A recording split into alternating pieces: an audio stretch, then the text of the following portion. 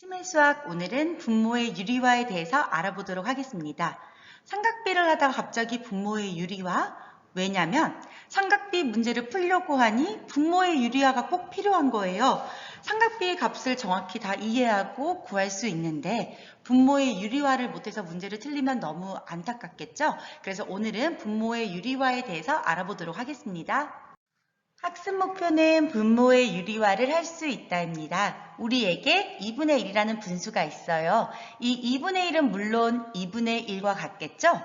자, 그런데 이 2분의 1에다가 1을 곱하여도 그 값은 변하지 않습니다. 그런데 1은 분수로 나타내면 2분의 2, 3분의 3, 4분의 4 이렇게 나타낼 수 있겠죠?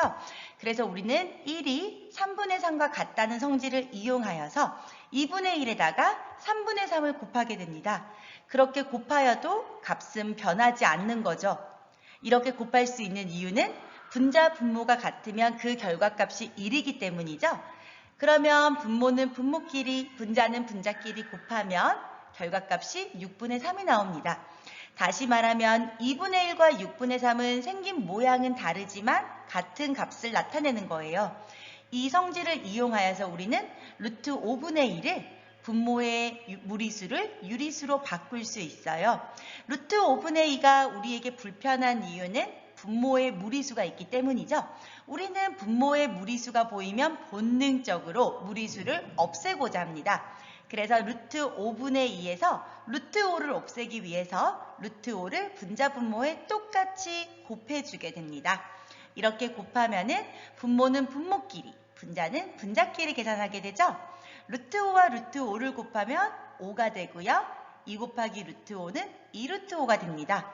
다시 말하면 우리가 분자 분모에 똑같이 루트 5를 곱함으로써 처음 분모에 있던 무리수 루트 5가 유리수 5로 바뀌게 됩니다.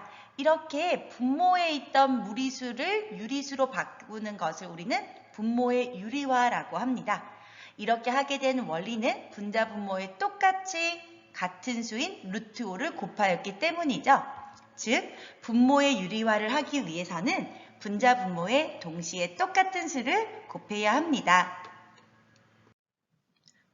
방금 배운 분모의 유리화가 실제로 삼각비의 값을 구하는 문제에서 어떻게 적용되는지 알아보도록 하겠습니다.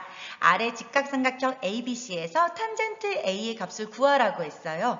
자, 직각삼각형이고 오른쪽이 직각, 왼쪽이 주인공각 A가 나와 있죠? 그러면 우리는 밑변분의 높이를 이용해서 탄젠트 A 값을 구할 수 있어요. 그런데 지금 이 그림에서 보면은 밑변의 길이가 주어져 있지 않죠? 하지만 이 삼각형이 직각삼각형이기 때문에 우리는 무슨 정리를 이용해서? 그렇지, 피타고라스의 정리를 이용해서 밑변의 길이를 구할 수 있게 됩니다. 그래서 우리가 가장 먼저 해야 되는 활동은 피타고라스의 정리를 이용하여서 선분 AB의 길이를 구하면 됩니다. 직각삼각형에서 한 변의 길이는 루트의 빗변의 제곱 빼기 나머지 변의 제곱이죠. 따라서 AB의 길이는 루트 빗변 3의 제곱 빼기 나머지 변 2의 제곱이 됩니다. 그 값은 루트 9-4가 되어서 루트 5가 되겠죠. 그러면 그림에 루트 5라고 표시하고요. 이제는 삼각비를 구하면 됩니다.